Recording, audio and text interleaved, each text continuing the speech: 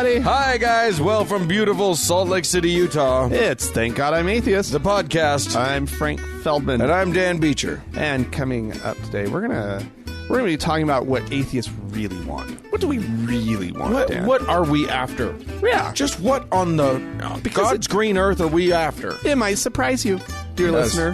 Yes. Well, what's fortunate is that we have many, many people willing to gleefully answer that question for us. We don't even need an atheist's input on the question. No, because they know better than us. They know best. Oh, they know. You know. They know what they're doing. What do we know? What do we know? We know, like next to nothing. Do we even believe anything? Nothing. How could we be reliable on anything? Ridiculous. Any topic. It's a ridiculous notion. Ever. The whole thing is just silly. Ever. Yeah. All right, Dan. Yeah, what do you got? I have a giant Christmas tree, Dan. 85-foot tall Christmas tree. That is giant. I'm going to give you three guesses. Okay, you do know that it is, as of this recording, still October, right? Uh-huh. I oppose all Christmas decorations before... I'm just going on record as saying I oppose all Christmas decorations or references before Thanksgiving. That's my position. Well, I am so sorry, Dan. Yes. Well, okay. But So I'm going to go give on. you three guesses. Okay. As to where this Christmas tree is going to be erected. Where it's going to be put. I see. Three well, guesses. okay. So the traditional places, you look at your Rockefeller Center. Mm-hmm. You look at your White House lawn. Mm-hmm. And you look at, I don't know. Is it the White House? No. Oh. No. It's going on top of the Washington Monument. No. Although I would love that. No. Baghdad. Dateline Baghdad. Yasser Saad, a Muslim, is erecting a Christmas tree this year to support Christians in his country, to show solidarity. Well, that's a lovely thing to do. Isn't that just? Isn't that just? And of course, it has to be bigger than all of their Christmas trees. Well, yeah. I mean, he has to show them up. Yes. Yeah. You know, hey. I want you to feel welcome in my country. No, that's not the spirit of this at all. He's putting it up in like a public space. Yeah. Right? Yeah. And with this message, because, you know, like Christians have not always been treated terribly well No, in Iraq. that's true. Especially, you know, thanks to groups like ISIS. How many Christians do they even have there? Not a lot are left. But you know that city of Mosul, Yeah. right? That was once essentially Iraq's most diverse city. Uh-huh. So there was a good Christian population there. Interesting. But thanks to ISIS, and they're going around and marking Christian homes with the Arabic equivalent for the letter N. Oh gosh. Which they call Christians Nazarenes. Oh, sort wow. of derogatory term, right? So he's Yasser Saad is wanting to spread this message of acceptance and brotherly kindness and community, and basically saying, you know, we're all welcome here. I want to make sure my Christian neighbors feel welcomed. I'm kind of mad that you're making me support this tree. Like I do. I'm happy about this tree. I feel like that is a lovely gesture, and I'm glad that he's doing it. And I don't want to support a Christmas tree before Thanksgiving, but I do. Right. I support it. Right. It's a very large tree. Very large. There you go. 85 foot. That is a not messing around type tree. Yeah. I wonder any word on the species of tree that he's going with? I believe it's pure, just completely artificial. Oh, okay. You don't. Where are you going to get a big tree in the desert? You go to Lebanon, you get yourself a cedar. That would be lovely. I don't think that's what they're doing. Okay. I think it's just a bunch of hoops with some fake grass. Okay, fair enough. A nice gesture, anyway. I'm going to take us to Rome, Vatican City, where a global conference has taken place, a synod, if you will. Yeah. This is a summit of Catholic bishops, which has been meeting for the last couple weeks, I think, trying to hash out a few things in their church, trying to figure out some stuff. Wow. Okay. Things that they have been working on throughout this conference, this synod, include but are not limited to fighting clergy sexual abuse, looking at gay people and maybe seeing if they're maybe real. I'm not sure about that. Oh, the gays. Okay. And I think sort of that would be to be informed of my existence. That would be a yeah. They'll let by you know. a bunch of Catholics. Am I real? So they basically just released their document that was sort of the approved final write-up of the thing, which, by the way, they like argue over. The last part of the synod is them freaking out about what goes into this final document. Sort of Right. It did not mention the words LGBT. The letters, well, it had those letters maybe in it, but they were not in that order. Right. We're more sort of scattered around sentences. Right, yeah, exactly. The truth is that they, through the course of the entire synod, just agonized over the concepts of, do we use even using the word gay. Traditionally, the Catholic Church has never used that word. They use the word same-sex attracted or the clinical homosexual. Right. Matter of fact, when Pope Francis, do you remember somebody asked Pope Francis, can a gay man be a priest? And he said this whole thing about, if they're gay, who am I to judge, sort of thing. If a gay person seeks after Christ and blah, blah, blah, who am I to judge? Did he just think they meant happy? No. But it was the first time a pope has ever used the word gay in that context. Wow. So that was interesting. So they didn't really go far on the gay thing. They did talk a bunch about the clergy sexual abuse. But the big thing is that the document said that women must play, quote, that they play an irreplaceable role in Christian communities, but they're often shut out. And then it goes on to say they're shut out of decision-making processes, and that that women need to be included in decision-making at, quote, all levels of the Catholic Church. All levels? That's what it said. Something tells me there's not going to be a woman in the Pope's office. No, but they can have like a hotline. Ask a woman, right? And so the Pope will call the hotline. Hey, lady. It'll be his mom.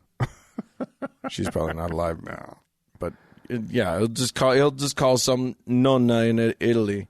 Hey, is it okay if we do this? Si, that's okay. It's so good. Some little old lady. Anyway, so how does that work? I don't know. Yeah. How do they implement this? Definitely not by ordaining them. They're very clear about that. No. Yeah. But a lot of observers are seeing this as a possible toe dip into looking into the ordination of women. So, whoa, a toe dip into the possible looking into. Yeah, that is progress into the maybe opening of one eye halfway. Is that a woman? Over and then no. Ew! They stole our dresses. Okay, Dan. Well, I think it would be safe to say that Thank God I'm Atheist, the podcast itself, is a fan of Stephen Fry. Oh yes, I think we can be official fans of Stephen Fry. If you actor, comedian, raconteur, Stephen Joseph Fry. I don't know if Joseph is real. Yeah, I don't know what his full name is either.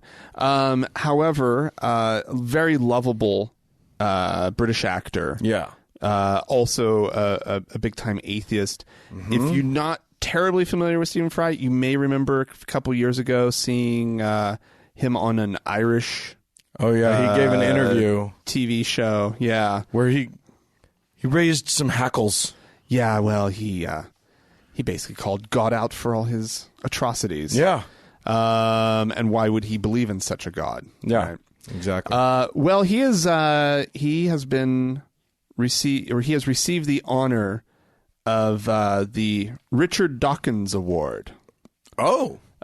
For evolutionary biology? For honorable and outstanding atheism. Oh, okay. Well, wow. Way to do some standout atheism. Yeah. This happened at the CSI Con just recently, just this last weekend. Or CSI being the Committee for Skeptical Inquiry. Right. Yes. And Dawkins was in attendance and presented the award himself. And he said, we are honoring him today, meaning Stephen Fry, because of his role in the world of skepticism, atheism, rationalism. He's just about the only real celebrity we've got. Well, now what the hell? You can't say that. As far as Stephen Fry is a pretty big celebrity, and he's an outspoken atheist. I mean, he's not a celebrity because he's an atheist. No. And we have those. Yeah. Of well-known folk like Dawkins himself. Yeah. Right. That just seems all kinds of wrong. There are bigger celebrities that, Who? I mean, not who are, people like young Daniel Radcliffe is an outspoken atheist. Oh, is he? Yes. There's a whole bunch. I don't know. I don't. Why are have they a all list British? Well, because I think there's less social consequences actually in Britain to be atheist. I'm sure. Well, that's great. But nonetheless, yeah. So a big deal. Yeah. And that's one of the things about Stephen Fry that I think is also laudable, and which is why you would give him an award like this, is that he goes onto television and he says things. He doesn't hold back. Right. He doesn't hold. And he's desperately well spoken. Yeah, no kidding. The way that he presents these ideas is so delightful and yet incisive and withering. Right. And the one thing that I really liked that he says about sort of himself and his own position is that even though that he does shun theism, he embraces emotions and biases that permeate rationalism, skepticism, and atheism. He says we are immensely emotional, and being skeptical and being rational is not denying that. It's understanding it. It's understanding the part emotions have to play, and ritual and ceremony and metaphor and symbol, which are the substance of art. That these are also the substance of a lot of ways human beings behave.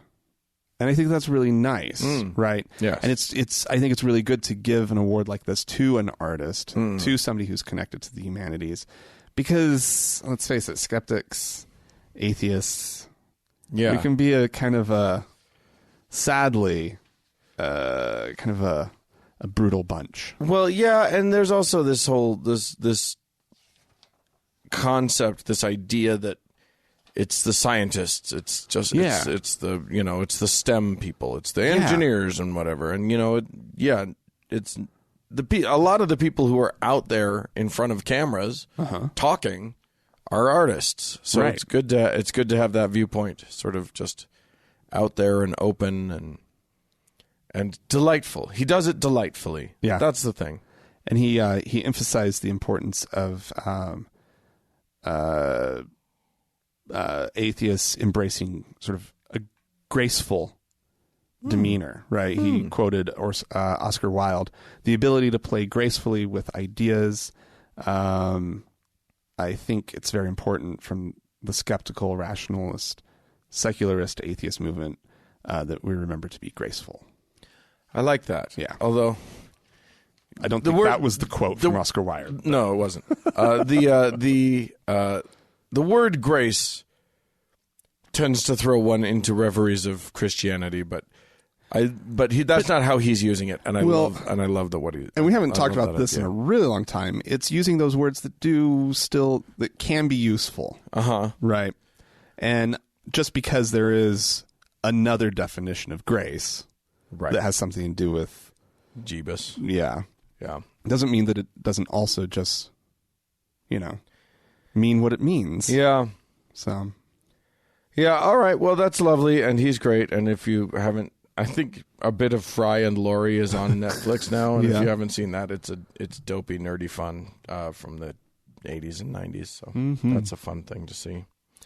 A lot of people don't know that Dr. House is originally actually British. Well, he has such an amazing American accent. He does a good job. Yeah. Yeah.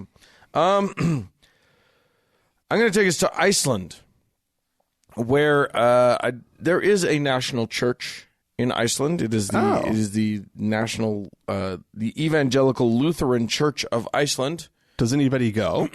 Yes. Yes, they do. Those 3 women from down the street? No, more, okay, so maybe you're not going to be pleasantly surprised by the numbers that I'm about to give you. The young people do not go. Okay. But apparently, there was a new Gallup poll that found that only, let's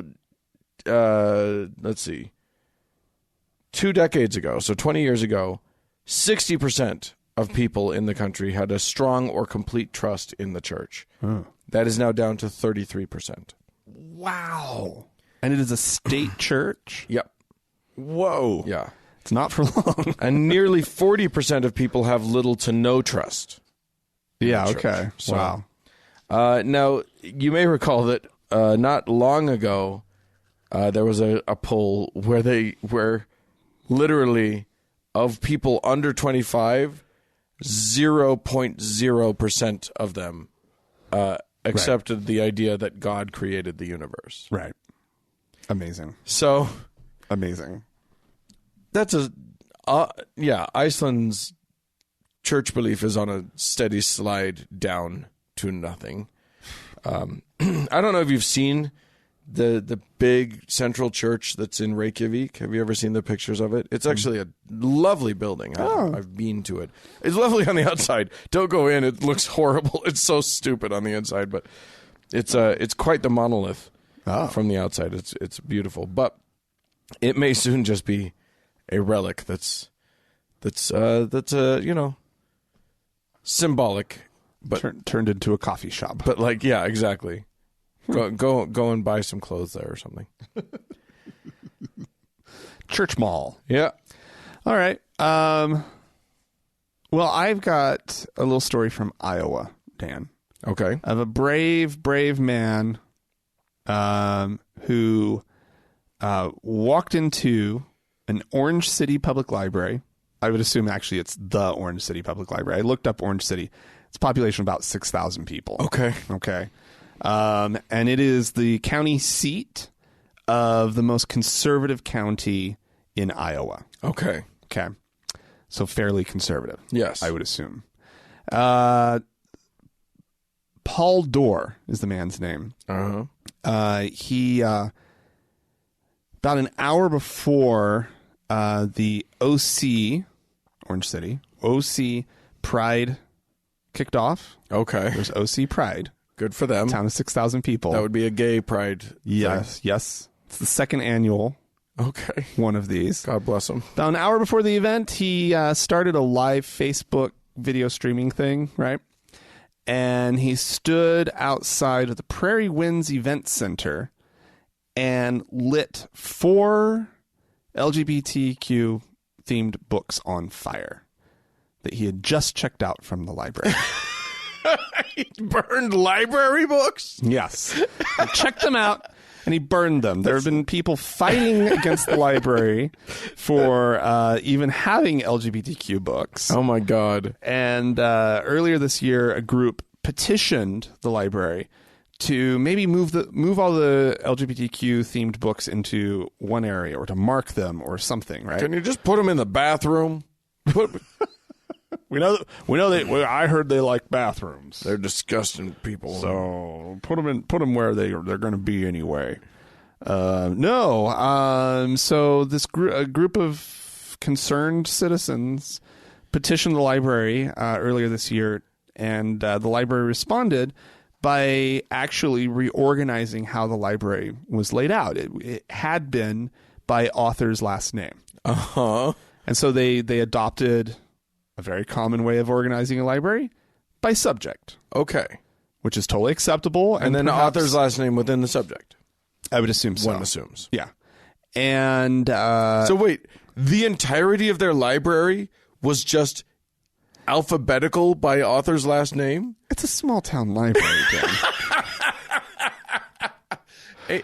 Ain't nobody got the whole library thing was Dewey of science Decimal degrees. Dewey Decimal, the entire thing. No, it wasn't. Not even that good, apparently. Oh, no, it was. Oh, yeah, because Dewey Decimal is at least by topic. Yeah. Yeah, no, you're right. Yeah, it's like the whole thing was a fiction section. Yeah.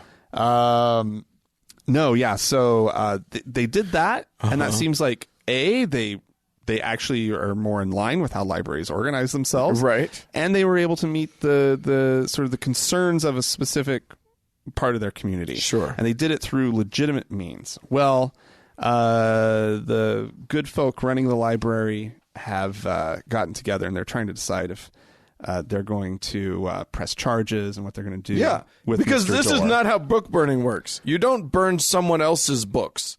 Oh, I think that's probably... Yeah, I think that's how you burn whatever books you can get your hands on. Yeah, but that's destruction of someone else's property. And so... Sure. Yeah, I think... Well, he's not going to go out and buy these books, Dan. Get onto Amazon and buy gay-themed books. The point is you find the books that your kids are reading that they bought themselves, and then you burn those or whatever. I suppose that's a way to do it. The books that were burned include Two Boys Kissing. It's a young adult novel. There's another title, Morris Micklewhite and the Tangerine Dress. It's a children's book about a boy who likes to wear a tangerine dress. Oh, my. This Day in June. It's a picture book about a pride parade. I see. And the fourth one that was burned, Families. It's all about non-traditional families. Right. And these were horrifying, Terrifying books. concepts to him. Basically pornography. Check them out. Yeah. Probably. All right. Well, there you go. I hope that they reorder those books immediately, I'm sure they will. as well as 12 more. I'm sure he'll be fined, if not imprisoned. And his library card is summarily revoked. Because screw that guy. Well, since we're talking about libraries, Oh. I'm going to take us to Houston, Texas, where Drag Queen Story Hour, we've talked about this as a concept before. It happens in libraries all over the country. Uh-huh. Who better to read like picture book stories to kids than an over-the-top drag queen? I think sounds delightful. It sounds like a great time would be had by all.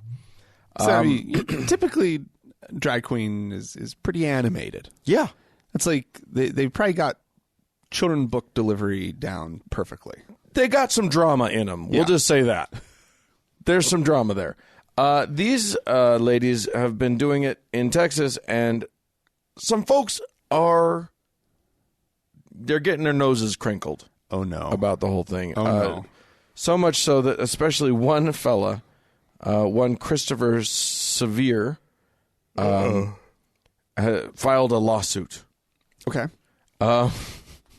Claiming that allowing this is an endorsement by a public library of the religion of secular humanism. Oh, God. The number of steps that he had to fake to get to that conclusion are astounding. If that name rings a bell, Christopher Sevier, it may or may not to some of our listeners. This is a man who spends his time. He's a lawyer, and he spends his time suing people for not being Christian. Basically, it is a goal of his. Oh my God! It is what he does. He sued Apple back in 2013. I can't even say it. For making devices upon which he could view pornography. Sounds like this is your problem, sir. Yeah. At which point, but he then went on to petition. He has a very strange relationship with computers, because then he petitioned to marry his computer. Because if two men can marry each other, then all hell has broken loose, and I can marry whatever I want to. Boy, he did it. Isn't that genius? This guy isn't too bright, is he? No. I mean, I hate to like go straight to that, but like that just doesn't make sense. It makes perfect sense. Gay marriage is madness, and so why isn't everything on the table now? Last year, he sued 4 Democratic members of Congress for having a rainbow flag outside their offices. Oh my God! Because that apparently was an establishment of the religion of homosexuality. Don't you know? Oh my God! He should actually say that it's un-American because they support the nation of gayness. Of gayness. Because yes. I mean, nations have flags. I mean, at least go for that. Yeah. Don't call it a religion. Yeah, it's treason. He should be suing them for sedition. Like if they had like a cock cross on their door, maybe. Oh, he'd be fine with that. I just like that you just said cock cross. Yeah. Oh, Two cocks. Yeah, okay, I'm with you now. I'm like, wait, what? I was trying to, but a cock cross is a beautiful idea. Well, yeah, but like at least it's related to religion. That's what I'm saying. But what I'm saying is, why isn't that the gay flag? I guess it the gay Christian flag. Yeah, the gay just Christians. two cocks crossing up in the blue field. Yeah, right. I guess it's it's exclusionary of lesbians. Can we get a boob or a vagina on there somewhere? I don't know how that works. I don't either. I mean, I guess I see it could be it could be 50 boobs, right? Instead of 50 stars. And then a big cock cross. Cock cross. I like it. Somewhere on it. I don't know how that works. All right. Well, you flag designers out there, get to work. You've got a job ahead of you. Vexillologists. God damn you. Anyway, if you want to send us an image of your cock cross flag, you can do so by writing into us podcast@thankgodimatheist.com. Or call and leave us a voicemail message. The telephone number is 424-666-8442. Go to the Facebook page, facebook.com/TGIAtheist, and click that like button. And while on Facebook, search for the TGIA Members Only Lounge. A request to join is a closed group, but we'll let you in. And also just check us out on Reddit. Find our subreddit. It's TGI Atheist.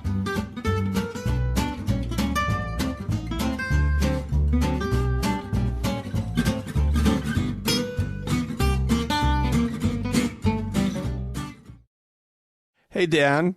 Yes, sir. Do you remember the last time Democrats controlled Congress? Just like what a bloodbath it was in this country. Oh, you mean all the murders? All the murders. Yeah. Oh, my God. Because they just legislate murders against Christians. Yeah, That's what Democrats do. Well, it's like number 3 on the platform. Murder all Christians. Well, anyway, Rick Wiles, lunatic extraordinaire. Yeah, what a fantastic fella he is. He's got some things to say, some warnings. Pastor Rick Wiles, yeah. He's got warnings to all these Republicans. Yeah. And would-be voters. This Marxist communist anti-Christ revolution that is in full bloom in the United States of America. Folks, make no mistake about it. This thing is anti-Christian. Yes. They hate God. These people are against God. These people love to abort babies. They love to promote sexual immorality. Everything that drives them is in opposition to God and his moral laws. That is the centerpiece of their agenda. They see God as the problem. Yes, they see God as the problem. Listen to me. Every nation that has been taken over by Marxist communists, they immediately kill the pastors. They immediately kill Christians. They immediately burn the churches. Why? Because the cross is their enemy. Do not be fooled by what's happening in America. The people, these anarchists in America, their enemy is not the Republican Party. Their enemy isn't corporations. Their enemy is the church. They're coming against the church. Yes. And I've been warning people for years and years and years. You better get ready. You better be prepared. If these people ever get power, they're going to slaughter tens of thousands of pastors, tens of thousands of Christians. They will spill blood in America. That is their purpose. That is their objective. You know how you and I, Frank, we're atheist podcasters. Mm-hmm. We're out there, open atheists. It's our gig. It's what we do. Uh-huh. You know how when you wake up in the morning and you're just like, how can I oppose God today? Like it's the driving force behind everything that I do. I've got a little affirmation that I say every morning. Sort of a mantra. Sure. I will oppose God today. I will oppose God today. How can I do it? I will oppose God today. It's the driving force. It's the driving force. Yeah. That, and I do love aborting babies. Well, oh, good God. Let's not talk about it too much because we're gonna get to stuff back around to this a little later. But however, what a delightful thing he just came up with. Well, we had some folks write into us, so we'll get to that. The first one is from Lum. Mm-hmm. Hi, Frank and Dan. My name is Lum, and I'm from Malaysia. I began listening to your podcast around March of this year, starting from the first episode and catching up the episodes. Oh, wow. Now around the episodes leading up to the 2016 USA election. Oh. I just wanted to tell you that listening to you discuss about politics back in 2015, 2016 is like watching a historical movie where I already know the ending, but just watching how much rational Americans don't believe Trump will be elected. Then the last 15 minutes of the movie explains how this lead to World War III. It's like watching how people didn't realize how horrible Hitler would become. Watching the reenactment of how the world and the world leaders underestimated Hitler, not paying attention to him, not paying attention to how much lunacy he could rally behind him, and then the ending leads to World War II. Yeah. I have still not decided if this is comedic or terrifying, but history does seem to repeat itself. Indeed, I wish the best to you and your podcast, Lum. Oh, thank you. So in 4 years, when he hears this. Thank you. He, she. Sorry, I don't actually know the gender of Lum. Yes, but yeah. That I mean, I can imagine hearing us gleefully saying, "Well, there's just no way." Right. I'm sure we said it. Everybody was saying it. Because there's no way that Donald John Trump, that goofy clown, could be taken seriously enough by enough people in this country to be elected to the highest office of the land. But he had great ratings on NBC, so he knew. He knew. Oh, it's so sad and very frustrating. We are going to try and avoid that World War III, though. Don't worry. We'll do our best. Right. Yeah, well, he's sending active military to the border right now. So that's fun. That's delightful. Taylor wrote into us, "Hey guys, I had this experience at work today and I wanted to see what your take is on this. We have a wellness program through the HR department of the organization I work for. Via email, they send us recipes, options for workout classes, new organization-sponsored healthcare center or health centers, etc. It's actually pretty cool, and the semi-monthly health tracker challenge helps me get off my ass. We just got one for the holiday season, and it's based on what they call the, quote, dimensions of health. There are 6: emotional, physical, environmental, cultural, financial, and spiritual. Right. Spiritual. That one gets me. And to put a fine point on it, they have us fill out a survey before and after each challenge. I've attached a screenshot of the questions they asked about my spirituality. As someone who has been someone who has not been particularly, quote, spiritual since my defection from the Mormon Church at age 19, this bothers me. How am I supposed to answer these questions as a secular person? How am I supposed to assume my lack of spirituality affects my health if it is indeed a dimension of it? Anywho, just thought I'd throw the bone to someone who might understand. Thanks, Taylor. Okay, repeat the 6 dimensions real quick. Emotional, physical, environmental, cultural, financial, and spiritual. Oh, okay. I want to know how spiritual is not encompassed by cultural and emotional. No kidding. Because it seems to me that, and I always have a problem with the word spiritual because everyone who uses it defines it completely differently than the person next to them. Well, I bet they have a pretty specific definition. Didn't she say she sent a screenshot of the questions? Or they said that, yes, they did. And I can pull that up. Let me see if I can find it. I'm just kind of curious to see what those questions were because, it could be really frustrating if it's super churchy, right? Like, it's not super churchy.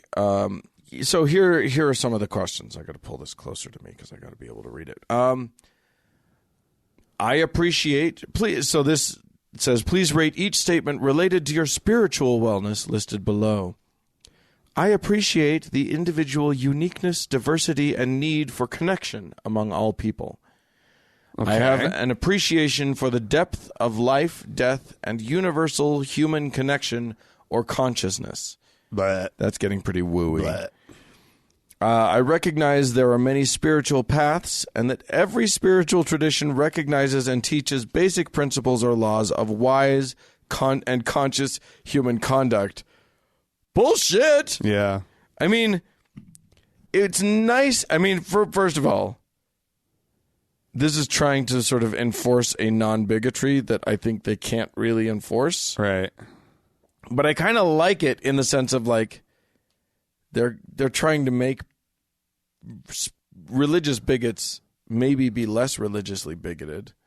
Like this seems like if I were to try and get into the head of the person who wrote that, I'm guessing that they were aiming that question at Christians who hate Muslims, right, or Christians who hate Jews or whatever. Right. And that I'm okay with. But also, I look at lots of spiritual traditions and I'm like, that's bad for you. Yeah, absolutely. They have bad ideas. I mean, there are core ideas that are good. Don't murder people's nice. Yeah, but we can agree on that without. Yeah, we don't need a religion for that. What we need is somebody not to say gay people need to be murdered. Yeah. That's what we need. That would be a bad spiritual tradition. Right. Mm-hmm. And then there was one more question, which was, I am consistent in my behaviors with my beliefs and values. Okay. Fine. I mean, I guess, so you know what? I'm not a hypocrite. There's something to that. There's something, you know what I mean? Like, there is health in establishing a set of values that you can stick to, and B, sticking to them. Yeah. I think that's a good one. I think there's stuff there that I'm okay with. It's sort of miscategorized, and I don't like the phrasing. Yeah, it's tricky. I get it, but I'm not hating it as much as some things. Yeah, I don't know. I thought it was going to be like, I attend weekly services, right? Blah blah blah blah. They've I'm an active participant. Definitely avoided that. You know, I don't know. If it were me, I follow a living prophet. Right. If it were me, and it's not, I am the kind of person who would write to my HR and just be like, hey, I feel excluded by this. Do something. Yeah, well, and what's interesting is that they've chosen spirituality and they've structured it in such a way that they feel like they're being very inclusive. Yeah. Right. But they're not. But they're not. And boy, anywho. All right. Anyway, we should talk a little bit quickly about Patreon. Yes. Here's the thing. Frank, and this isn't an announcement that means anything to you guys, but we're going to be going through some transition stuff on the technical side of our show. Mm-hmm. And we don't know what that's going to end up meaning. It might be trouble for us.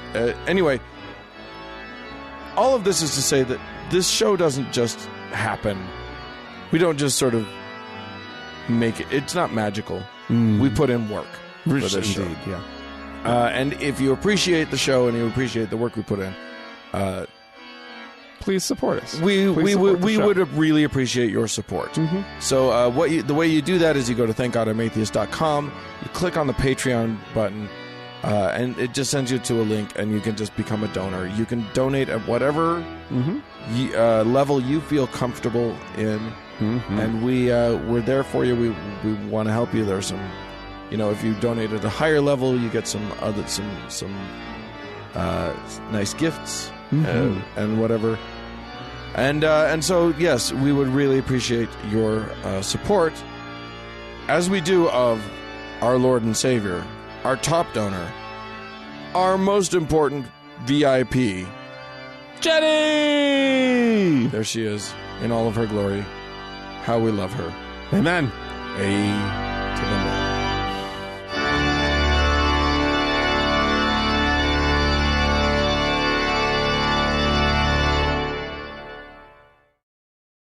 Well, Frank, Dan, you know how before Rick Wiles was telling us all about what we believe as what atheists? you and I believe? Oh, atheists? What all in general? the atheists believe. And he conflates a lot of things. Yeah. First of all, we're all apparently Marxist communists. I didn't know that. Which is amazing. Like, he literally says Marxist communists. Yeah. Not socialist, not like democratic socialists, which is what I think that's the real complaint, is that we're all democratic socialists, which many of us are. Yeah. But no, Marxist communists, they're bringing back the Red Scare, and this time we're the ones that... Well, because we're hateful, awful. The things, our goals, Dan, our platform, as it were. Yes. We hate God. We love... It's hard to hate something that's not there. No, we hate him. It's hard to hate fake things. Which is so funny, because that's the thing that Christians talk about nonstop about us, is that we hate God. And it's like, dude, yeah, the one thing that we definitely do, that all atheists have in common, and it's literally the only thread that runs through every atheist, is that we don't even believe in that dude. Right. So how do... We can't hate God, can't harbor hatred toward any more than we can hate Winnie the Pooh. Yeah. As an extant being. Right. I mean, I do hate Winnie the Pooh. You can't hate Winnie the Pooh. That's impossible. I hate Disney's Winnie the Pooh sometimes. I mean, I Not suppose the original stuff. I suppose if I could, I don't even know that I do hate the concept of God. I suppose I don't even bother hating that. I don't really have an active emotion about the concept of God. I really dislike the concept of God. Yeah. I suppose. I don't really hate it, though. I mean, to me, the concept of God is negative in that it influences a whole bunch of people to do a whole bunch of dumb shit. Right. And I dislike the fact that people still believe in that dude. Right. But there's no guy there to hate. Right. Like, exactly. We don't hate him. So what about killing babies? I mean, obviously, we love to kill babies. And by that, I mean abortion. Yeah, no, the thing is, what's really funny is that the narrative that they talk about in terms of, like, who's getting abortions, they're wrong. They talk about it's irresponsible teens, it's slutty atheist ladies, and black women. Right. These are the people that they trot out as the people who are committing all the abortions. It's not true. It's housewives with other children, who are the vast majority of recipients of abortion. Really? Wow. Yeah. So it's their people. Because they know they don't want more. Right. They know how many they want. They're done, or else they don't want another one right now. Mm-hmm. You know, I have friends who have had I have friends who are mothers who had a child, didn't want to have another one right away, got pregnant, abortion, have another child, accidentally get pregnant again, abortion, have another child. You know, like, it happens all the time, and that's who's having the abortions. Right. But they must hate babies. They hate God. Anyway, I will say this. I do want to promote what he called sexual immorality. Right. I'm all about sexual freedom. Yeah, for sure. It's so funny. Do you know when the Texas law, when the law that went to the Supreme Court that knocked out all of sodomy laws? Mm-hmm. Yeah. Do you know when that happened? It was in the early 2000s. It was in the early 2000s. It was like 2003. Lawrence something or other, right? Yeah. Yeah. People think that happened like in the 60s or 70s or whatever. No. Oh, no. That only just... It was illegal to give a blowjob in Texas until the early 2000s. Unreal. Not often enforced, though. No. I mean, and never enforced against, people who should be giving straight blowjobs. white folks or whatever. Right. Yeah, I mean, can you imagine? I look at the face of Rick Wiles, and I think that guy has got to be into some kinky ass shit. Like, that dude is gross. Oh no, in the bedroom. Ew. But I say more power to you. If you can find someone else who's, enthusiastically consenting to whatever your shit is, go get them, Tiger. Right. Love it, as long as they're adults. Yeah. Okay. So he's right on that one. What about killing Christians? Well, that seems to be the crux of things. This is not the first time we've heard the claim that Christians are going to be killed. Right. Baker loves to talk about how much his life is in danger all the time. Right. And how much Christians are going to be murdered and stuff. Just for being Christians. For being Christians. Yeah. Yeah, I think... I don't know. I've never... That's never been something I agreed to. How did that get on the platform? Who's in charge of this agenda that we have? Because no. Also, there's like, who's doing the killing in these United States? Because it ain't us. Not at the moment. Yeah, could be us. Could be us. We really should clearly get off our duffs. Well, because yeah, because there's killing happening, and we're just not participating. It does seem like it's a cultural touchstone that we're not even participating in the culture. Oh, I know. By not killing. I know. I do own some guns. But you've never used them toward humans. No, I haven't. Not even probably aimed one at one. No. It would be horrifying. An intruder? Do you have one positioned where it'd be useful? Or are they're antiques that you just keep for I shoot going them. out and enjoying. I take them out. I take them out shooting every now and then. Right. But yeah, you don't keep one by the bed. No, that would be keep like a hatchet maybe by the bed. Like the kind of live in a traditional straight white part of town, Dan. Golf club. This retirement community. Yeah, it is in the rougher part of town, which is why we know that nobody's going to break in. They're going to assume there's nothing of value here. They break in over on the east side. Anyway, here's the thing. One of the things, though, that I did want to ask is, what do you think about the goal that I would say some atheists do have of eradicating church, of getting rid of the church? I know. Every once in a while. Or religion as a concept. So I have this. It's never like a fully realized like level of true envy, but every once in a while I hear some story in China, right, of just not dealing with the religious bullshit. And the regime is just like, no, fuck no, right? No, you can't do that. And every once in a while I'm just like, damn, how nice would that be? And then I hear about the concentration camps that they're putting Muslims in at the moment. Yep. And they're mistreating Christians. And they mistreat Christians legitimately.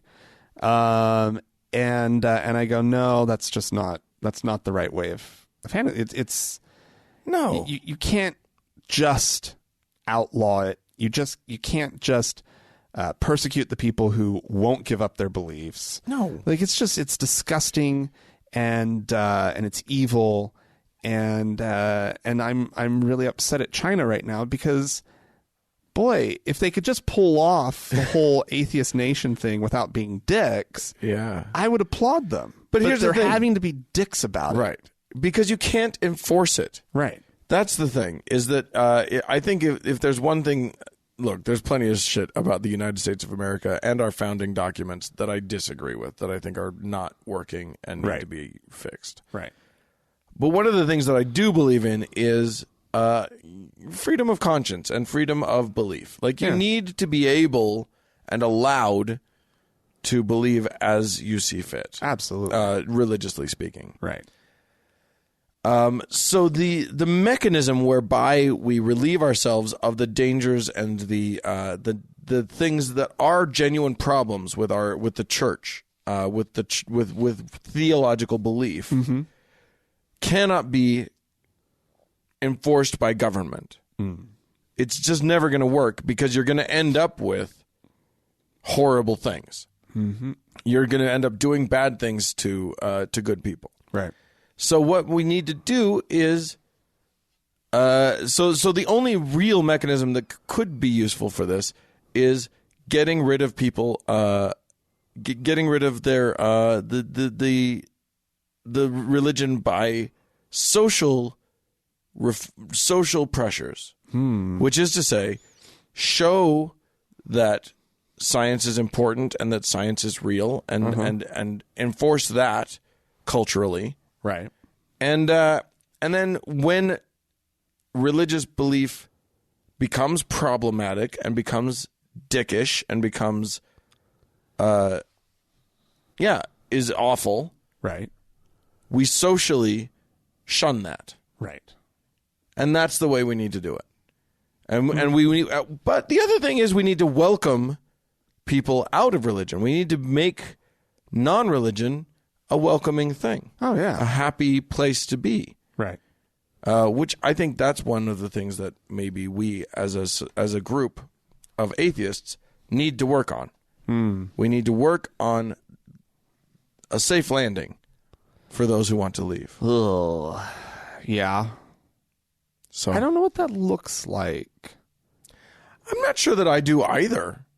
But it needs to be, I mean, if we had an agenda as a sort of loosely held group of people, that should be on it. Yeah, well, I mean, okay, so that's on it. Promoting education is on it. Yeah, and especially those STEM fields. Yes, absolutely, the STEM fields. But we also need, as we talked about earlier with Stephen Fry, we need artists. We do to be making art that is promotion of reason and love and intelligence and all these things without God. So maybe this is something that we could do, Dan.